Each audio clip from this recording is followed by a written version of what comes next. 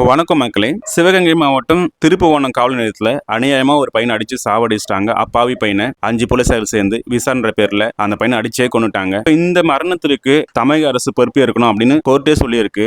இதெல்லாம் கேட்டதுக்கு அப்புறம் இப்ப தமிழக முதல்வர் என்ன பண்ணிருக்காருன்னா, அஜித்குமார் வீட்டுக்கு கால் பண்ணி அவருடைய தாயார்கிட்டையும் அவரோட சகோதரர்கிட்டையும் பேசியிருக்காரு. இந்த சம்பவத்துக்கு நாங்க வருத்தம் தெரிவிச்சிருக்கோம். இதுக்கப்புறம் இப்படி நடக்காது, நாங்க அவங்க மேல ஆக்ஷன் எடுத்துட்டோம். சோ உங்களுக்கு என்ன தேவையோ நாங்க பண்ணி தரோம் அப்படின்னு சொல்லியிருக்காங்க. இப்போ தமிழக அரசு சிறப்பா செயல்படுது, நாங்க எல்லாரும் ஆக்ஷன் எடுத்துட்டோம்ன்ற மாதிரி ஒரு பிம்பத்தை உருவாக்கிட்டாங்க. ஆனா என்னதான் ஆட்சி பண்ணாலும் தொடர்ந்து இது மாதிரி கொலைகள் நடந்துகிட்டு தான் இருக்கு. கடந்த ஆட்சியில சாத்தாங்குளத்துல அப்பா மகன் 2 பேரும் கொல்லப்பட்டாங்க. இப்ப இந்த ஆட்சியில அஜித்குமார். இந்த கொலைகள் தொடர்ந்து நடந்துகிட்டு தான் இருக்கு. எந்த மாற்றமும் கிடையாது. சோ மக்கள் ஒரு விஷயம் நடக்க சொல்ல ரொம்ப கொந்தளிப்போட இருக்காங்க. அதை அப்படியே மறந்துறாங்க. இனிமேல் இது மாதிரி குற்றங்கள் நடக்காம தமிழக அரசு கடுமையான சட்டங்களை கொண்டு வரணும். என்னதான் அதிகாரத்துல இருந்தாலும் இதே போல ஒரு உயிரை கொள்வதற்கு யாருக்கும் அதிகாரம் கிடையாது. இதுக்கான தீவிரமான ஒரு சட்டம் கொண்டு வரணும் என்பது நம்மளுடைய வேண்டுகோள். இந்த வீடியோ பிடிச்சிருந்தா கமெண்ட் பாக்ஸ்ல கமெண்ட் பண்ணுங்க. நன்றி.